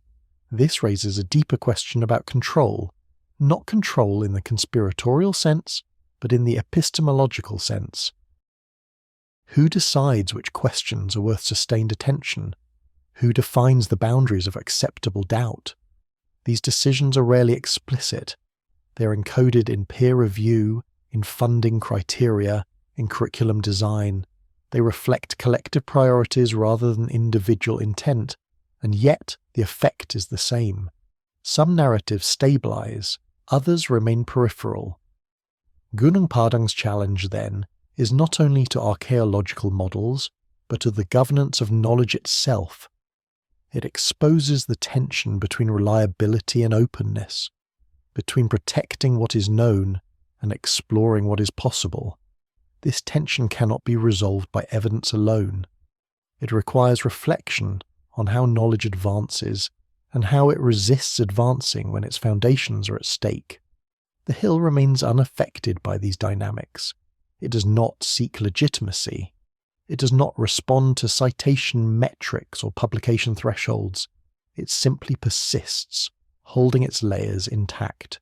Perhaps this persistence is instructive. It suggests that truth, if such a thing exists in deep time, does not require immediate recognition. It survives through patience, waiting for conditions to align. As generations of researchers come and go, frameworks will shift, methods will improve, questions once considered marginal may become central, or they may fade entirely. Gunung Padang does not guarantee vindication. It does not promise revelation. It offers only the possibility that our current boundaries are provisional, that what feels settled may not be, and in that possibility lies discomfort, because it implies that the story we tell about ourselves, about progress, about origins, about continuity, is more fragile than we prefer to admit. If the past can be misread through structure rather than malice, then control of history is less about conspiracy and more about inertia. What persists is not always what is truest, but what fits. The hill does not ask to be believed. It asks to be kept in view, to remain unresolved long enough for better questions to emerge. Whether those questions will ever be fully addressed remains uncertain. But uncertainty, when acknowledged rather than suppressed, becomes fertile ground. And perhaps that is the quiet role Gunung Padang now plays, not as proof of a forgotten civilization, but as a reminder that knowledge systems, like civilizations, are shaped as much by what they resist as by what they accept. If so, then the most important thing the site offers is not an answer, but a pause, a moment of hesitation in the forward march of certainty. And in that pause something older stirs, not beneath the hill, but beneath the assumptions we carry with us when we decide what the past is allowed to be. Power rarely announces itself as power. It prefers to appear as order, as coherence, as the calm assurance that the world makes sense as it is presented. When histories harden into curricula and timelines settle into consensus, they begin to function less as inquiries and more as guardians of orientation. Gunung Padang unsettles this orientation not by offering an alternative narrative, but by revealing how provisional the existing one may be. The authority of history rests not only on evidence, but on selection. What is emphasized becomes central. What is peripheral becomes invisible. This process is not inherently deceptive. It is a response to scale. The past is vast, choices must be made, but every choice implies exclusion, and over time, exclusion shape reality as effectively as facts. When a site challenges foundational assumptions about when civilization begins, about how knowledge is transmitted, it does not merely add a footnote, it threatens to reframe the opening chapter. Such reframing is rarely welcomed, not because it is false, but because it destabilizes continuity, and continuity is comforting. Educational systems depend on continuity. They require a narrative that can be taught, repeated, and evaluated. A past that resets too often becomes unteachable. It resists linear explanation. It undermines confidence in progress. Gunung Padang gestures towards such instability. It suggests that beginnings may be layered, interrupted, and partially forgotten. This suggestion creates tension with institutional needs. To accommodate it would require acknowledging gaps that cannot be filled cleanly. It would require teaching uncertainty not as exception, but as structure. Few systems are designed for this. The result is a quiet narrowing of possibility. Interpretations that preserve the established arc are favoured. Those that imply deeper revision are held at a distance. This is not censorship, it is curation.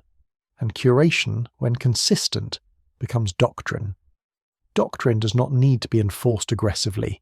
It persists through repetition, through exams that reward specific answers, through textbooks that standardize sequences. Over time, alternative framings feel less plausible, not because they were disproven, but because they were never normalized. Gunung Padang exists outside this normalization. It is mentioned, if at all, as an anomaly. An interesting site, a debated claim, rarely as a hinge, rarely as a prompt to ask whether the categories themselves, prehistoric, Neolithic, civilized, are artifacts of convenience rather than accurate descriptors of human capacity.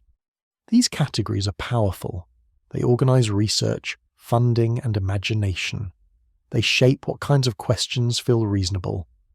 When a site blurs them, it becomes difficult to place, and what cannot be placed is often postponed. Postponement can last generations. This is not the result of a single controlling force. It is the outcome of alignment between many small pressures, academic, cultural, political. Narratives that reinforce stability are easier to sustain.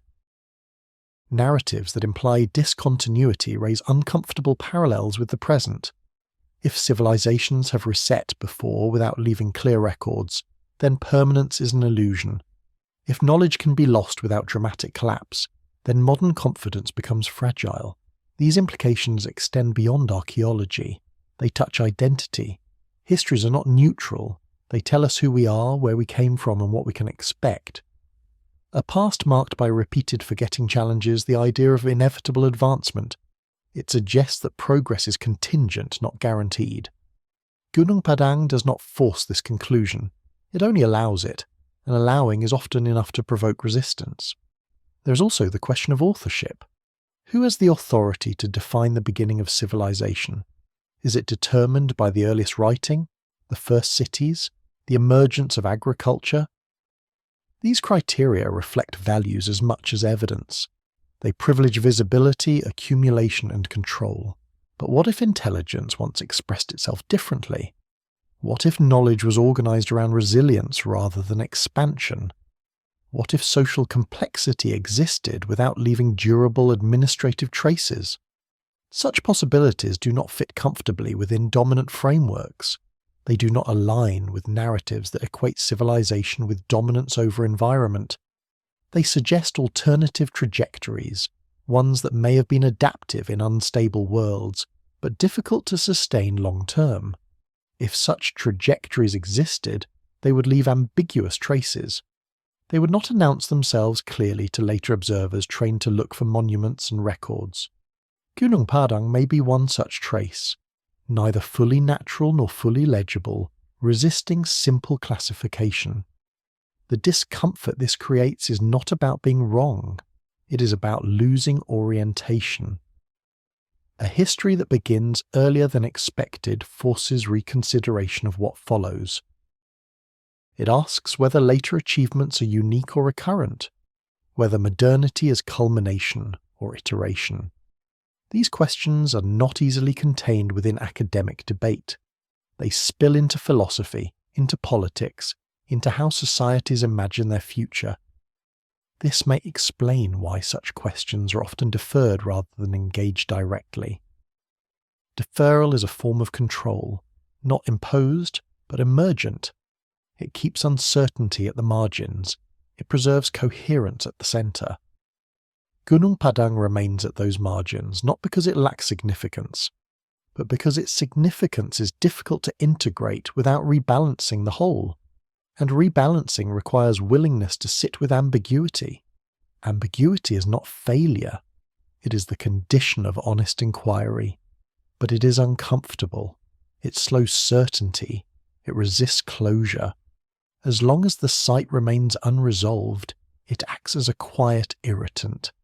It does not disrupt daily narratives, but it weakens their absoluteness.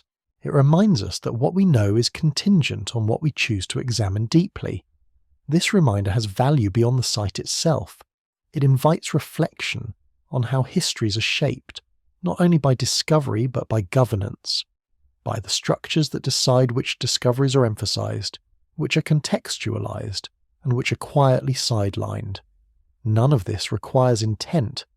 Systems can shape outcomes without awareness. Inertia can be as influential as power. The hill does not accuse. It does not reveal hidden hands. It simply exists as a complication. And complications, when persistent, eventually force adjustment, or are buried under new layers of interpretation. Gunung Padang has been buried before. Literally, ash and soil sealed it, preserving what lay beneath by obscuring it. Now it risks a different burial, one of narrative, covered not by earth, but by explanation that neutralizes its challenge. Whether this burial will succeed remains uncertain. Knowledge systems evolve.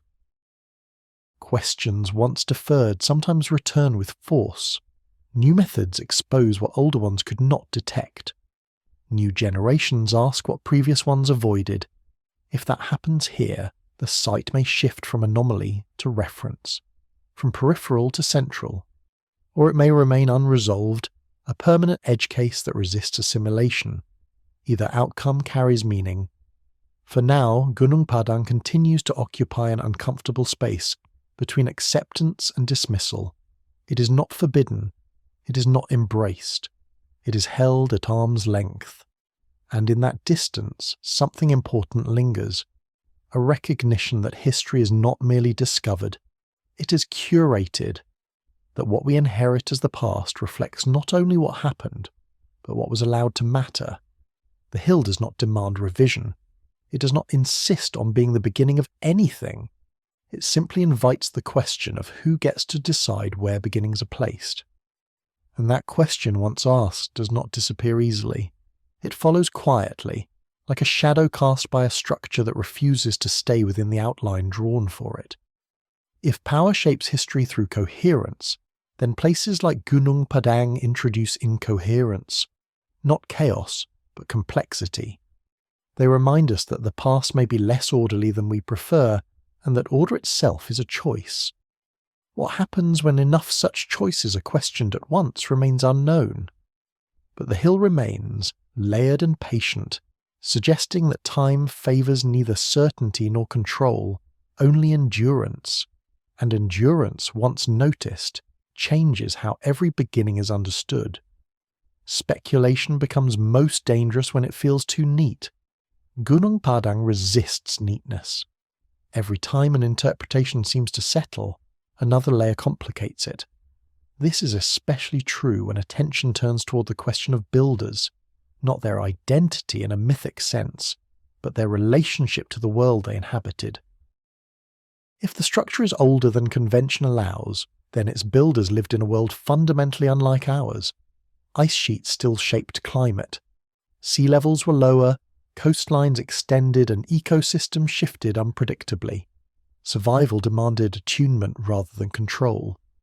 In such conditions, intelligence would not announce itself through permanence, it would prioritize responsiveness.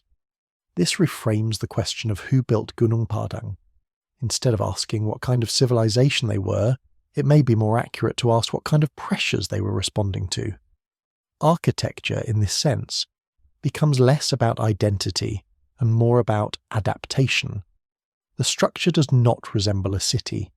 There is no evidence of dense habitation, no clear division of space for domestic life. This absence has often been used to argue against complexity. But complexity does not require urbanism. It requires coordination. It requires shared understanding of time, material, and purpose. Gunung Padang's terraces suggest coordinated effort across long periods. Stones were placed with awareness of slope, balance, and stability. This implies planning beyond a single season or generation. Such planning requires trust. Trust that others will return, maintain, and continue what was begun. Trust is a social technology. It does not leave artifacts easily. It leaves patterns.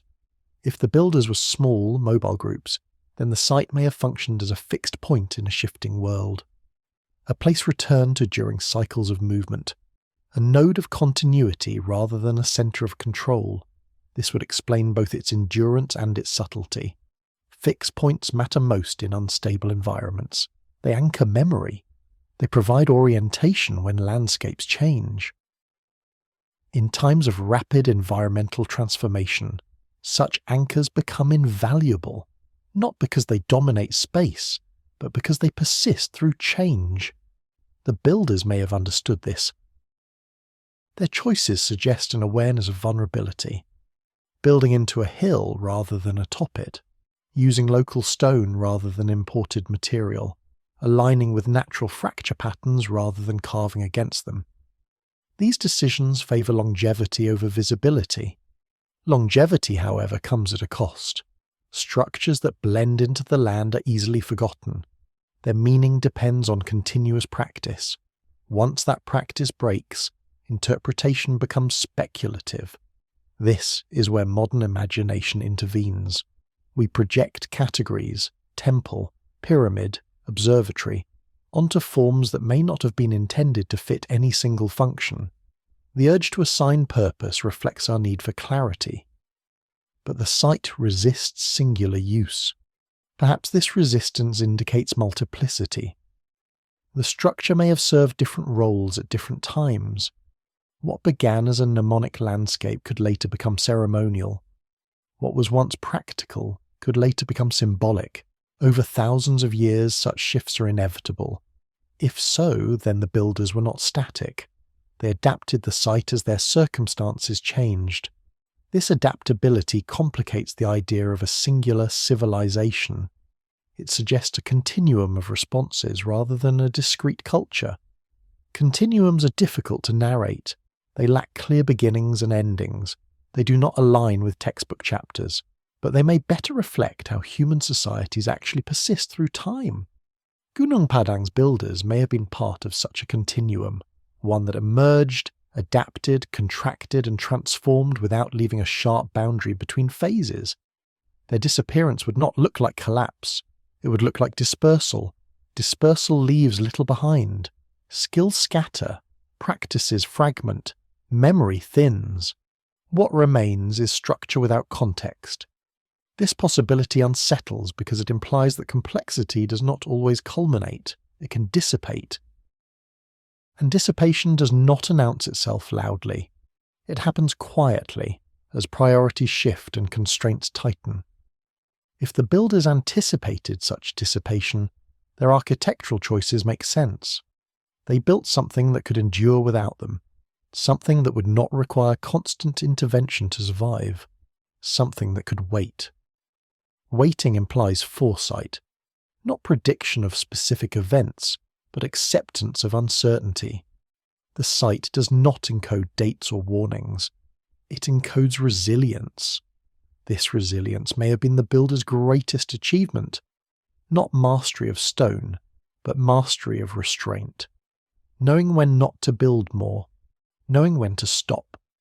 Modern interpretations often overlook restraint. We equate achievement with accumulation, but in unstable systems, accumulation can be fatal. Flexibility matters more than scale. Gunung Padang embodies this principle. It is substantial, but not excessive, integrated, but not rigid. Its form suggests a balance between effort and humility. Humility is rarely attributed to ancient builders. We prefer narratives of dominance. But humility is adaptive. It recognizes limits. It builds within them. If the builders recognized limits imposed by climate, geology, and uncertainty, then their choices reflect intelligence attuned to survival rather than legacy. They did not build to be remembered. They built to endure. This reframes the modern desire to uncover their identity. Names may never be recovered. Languages may be lost beyond reconstruction. What survives is method, not authorship. Method tells us more than myth. It shows how people related to their world. It reveals priorities embedded in action rather than proclamation. Gunung Padang's method suggests patience, repetition, and integration. It suggests a society comfortable with long timelines and uncertain outcomes, a society that did not assume continuity but prepared for interruption. Such preparation is rare in recorded history. Most civilizations assume their permanence. They build accordingly. When collapse comes, it is often total. If an earlier society built differently, anticipating loss rather than denying it, then its traces would look strange to us. They would not align with expectations shaped by later empires. This may be why Gunung Padang feels elusive. It does not fit the arc we expect. It suggests a different relationship between humans and time. As the site continues to be studied, the temptation will be to resolve it into a familiar category, to declare it this or that. But such declarations may obscure more than they reveal. The builders, whoever they were, left behind a structure that invites reflection rather than certainty. It asks not to be explained fully, but to be considered carefully. And in that consideration lies a quieter challenge. If people once built with such awareness of impermanence, what does that say about our own assumptions? About the way we build, record, and remember? Gunung Padang does not accuse. It does not offer instruction. It simply stands as evidence that intelligence has taken many forms, and that some of those forms do not align with the narratives that survived them. If the builders adapted to a world on the edge of transformation, then their legacy is not a lost civilization in the romantic sense. It is a lesson in how societies can endure without insisting on being known. And that lesson, once noticed, changes how we interpret both the past and the present. It suggests that what matters most may not be what we leave behind intentionally, but what we build to survive without us. The hill remains layered and patient, holding this possibility quietly within its stone. And as long as it does, the question persists, not who built it, but why they chose to build this way, in a world that did not promise tomorrow. As the layers accumulate, the desire for resolution grows stronger. There is an instinct to bring the story to a close, to identify a cause, a builder, a conclusion that stabilizes uncertainty. Yet Gunung Padang resists this instinct with quiet consistency. The more closely it is examined, the more it resembles a threshold rather than an endpoint, a place not meant to conclude a narrative, but to interrupt one. Thresholds are uncomfortable. They exist between categories. They do not belong fully to what came before or what follows. Gunung Padang occupies such a space in time. It sits between what is considered prehistory and what is allowed to be called civilization. It refuses to confirm either category without undermining the other. This refusal is not dramatic. There is no single discovery that forces a rewrite, no artifact that demands acknowledgement. Instead, there is accumulation of anomalies, of patterns, of inconsistencies that strain the coherence of established timelines. Each is manageable alone. Together they erode certainty. Erosion does not collapse structures suddenly. It weakens them gradually, often invisibly. Only when weight is applied do cracks appear. Gunung Padang applies weight, not through proof, but through persistence. The site does not offer a new origin story. It offers a pause, a moment where the question of beginnings becomes unstable. If construction occurred earlier than expected, then the assumption that complexity arises only after certain milestones becomes questionable. If knowledge can appear, disappear, and reappear in altered forms, then linear progression becomes an inadequate metaphor. This realization has implications beyond archaeology. It challenges how societies understand themselves in relation to time.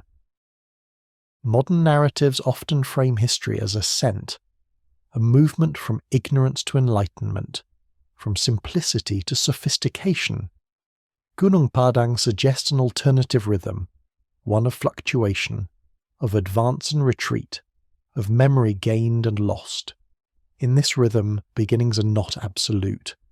They're relative to what was remembered. Each new phase inherits fragments of the past, reshapes them, and forgets the rest. What survives is not the totality of what once existed, but what remained functional under new conditions. Gunung Padang may be one such survivor. Not the remnant of a grand civilization, but the residue of a process that spanned many generations. Its significance lies not in what it proves, but in what it allows to be reconsidered. The temptation to frame it as a pyramid, a temple, or a monument reflects a need to categorize. Categories bring comfort. They allow comparison. But categories also constrain interpretation. They impose expectations shaped by later examples. If Gunung Padang is approached without these expectations, it appears less like an answer and more like a question embedded in stone. A question about how humans respond to instability, about what they choose to preserve when the future is uncertain. This question does not require extraordinary claims. It does not demand acceptance of lost global civilizations or advanced technologies. It only requires acknowledgement that human intelligence has adapted in many ways, some of which do not align with dominant narratives. The threshold Gunung Padang represents is not only temporal, it is conceptual. It marks the boundary between certainty and humility, between explanation and acknowledgement of ignorance. To cross it is not to abandon rigor, but to expand it. Such expansion is slow. It requires patience. It requires resisting the urge to resolve ambiguity prematurely. It requires allowing unresolved sites to remain unresolved. Modern knowledge systems struggle with this. They are designed to produce conclusions, not sustain questions, yet some questions cannot be answered cleanly without distortion. They must be held open. Gunung Padang insists on being held open. Its significance emerges not from closure, but from tension, from the way it unsettles assumptions without replacing them. This tension is productive. It encourages interdisciplinary dialogue between archaeology, geology, climatology, anthropology. It invites collaboration rather than declaration. It resists ownership by any single field. Perhaps this is the site's quiet gift. Not revelation, but provocation. Not certainty, but recalibration. As attention turns toward the end of the story, it becomes clear that there is no ending in the conventional sense. There is only a return to the question of how history is constructed and what it excludes by necessity. Gunung Padang does not demand belief. It demands consideration. It asks whether our frameworks are flexible enough to accommodate what does not fit neatly within them. If the site is a threshold, then standing at it requires restraint. Rushing across risks misinterpretation. Refusing to approach preserves ignorance. The only responsible position may be to linger. Lingering allows patterns to emerge over time. It allows methods to improve. It allows future discoveries elsewhere to contextualize what is seen here. It allows uncertainty to mature rather than harden. This posture is difficult in a culture that values resolution. But deep time operates differently. It rewards patience. Gunung Padang has already demonstrated patience across tens of thousands of years. It does not need immediate understanding to endure. It will remain whether or not it is explained. The question, then, is not whether the site will yield its secrets. It is whether we are willing to adjust our expectations of what understanding looks like. Understanding may not come as a definitive answer. It may come as a shift in perspective, a willingness to accept that some chapters of human history were written, erased, and rewritten long before record-keeping began. If so, then Gunung Padang is not the missing chapter itself. It is the margin where a chapter once existed, a trace that something was written there, even if the words are gone. Standing at that margin, the temptation is to imagine what was lost, but imagination can mislead. The more disciplined response is to acknowledge loss without filling it with certainty. The hill stands as a quiet reminder that history is not a complete archive. It is a partial one, shaped by survival, chance, and selection. What we know is contingent. What we do not know is vast. As the inquiry approaches its final turn, this recognition becomes central. The value of Gunung Padang may not lie in redefining the past, but in reminding us how fragile our definitions are. If the site teaches anything, it is this: that beginnings are often layered, endings are rarely clear, and the space between them is where meaning resides. The threshold remains, the hill waits, and the final question does not ask what happened here, but whether we can accept that some truths endure not as answers, but as invitations to remain attentive. And with that invitation, the story does not close. It simply turns, preparing to ask one last question, one that does not belong to the past alone, but reaches quietly into the present.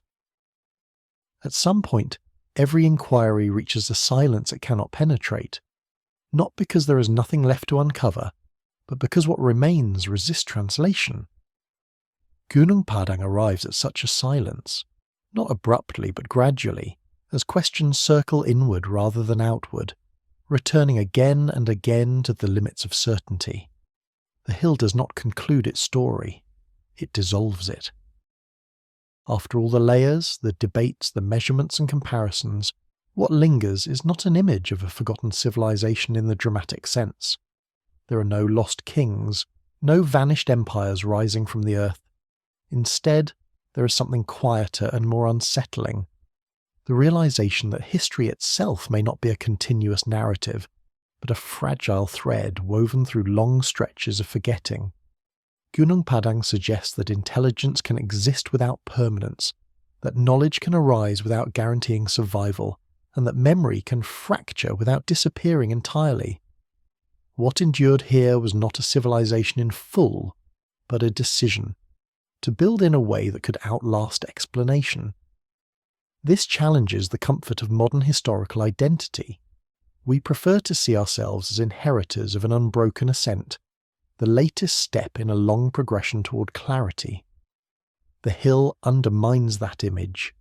It implies that clarity is episodic, that human understanding waxes and wanes with circumstance, that what feels like a beginning may simply be what remained after something else receded beyond recovery.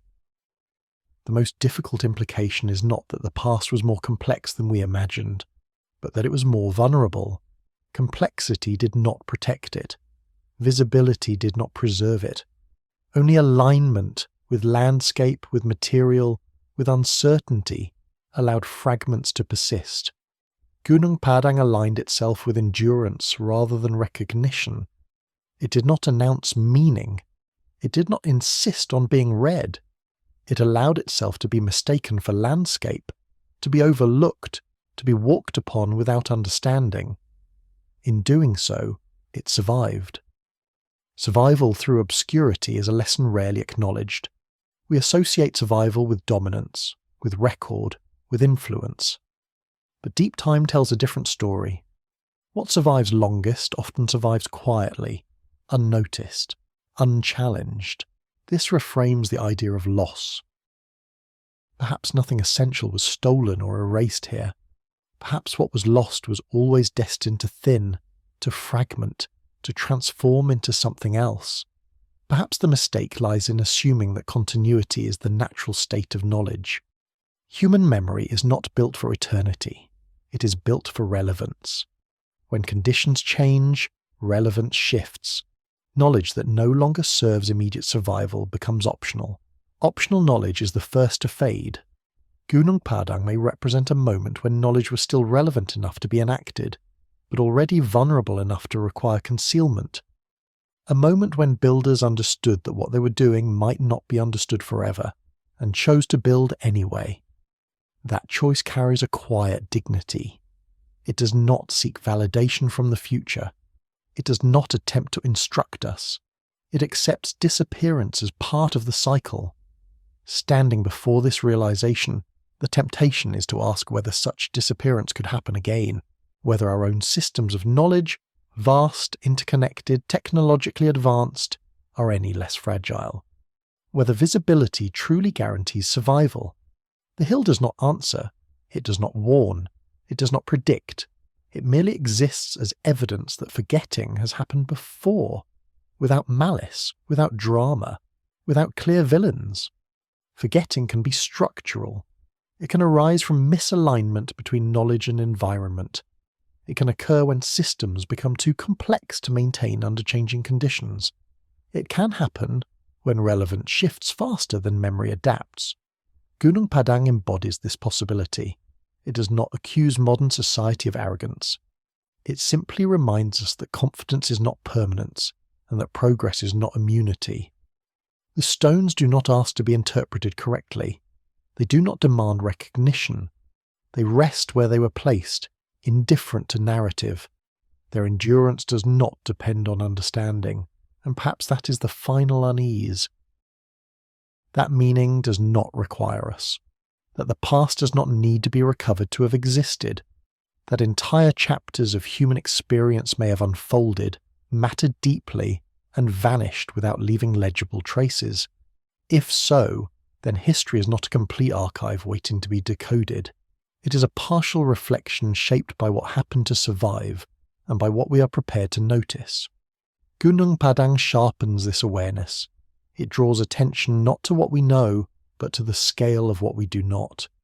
It asks whether our fascination with origins distracts us from confronting fragility. The final silence of the site is not empty. It is dense. It holds the weight of unanswered questions without collapsing into speculation. It invites restraint. Restraint is rare in how we approach the past. We rush to explain, to classify, to close. But some places ask for a different posture, not mastery, but listening. Listening to what is no longer fully audible. As the inquiry fades, what remains is an image rather than an argument. A hill layered with stone and soil shaped by human hands and geological time, carrying forward a memory that no longer remembers itself. It stands not as proof of what once was, but as evidence that something once mattered enough to be built carefully, patiently, and without expectation of remembrance. And that may be the most unsettling possibility of all, that the deepest traces of human intelligence are not those that announce themselves loudly across history, but those that endure quietly, asking nothing, leaving behind only the faint impression that the story we tell ourselves is incomplete. The night gathers around the hill, the stones cool, the questions remain unanswered, not unresolved, but unclaimed.